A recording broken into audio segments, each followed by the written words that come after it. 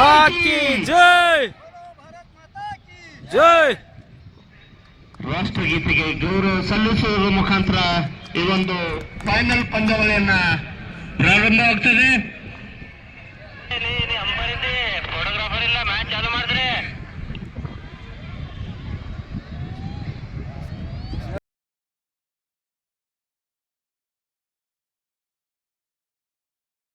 ನಮ್ಮ ಚಾನಲ್ ಅನ್ನು ಸಬ್ಸ್ಕ್ರೈಬ್ ಮಾಡಿ, ಹಾಗೆ ಕೆಳಗೆ ಕಾಣುವ ಬೆಲ್ ಬಟನ್ ಅನ್ನು ಕ್ಲಿಕ್ ಮಾಡಿ.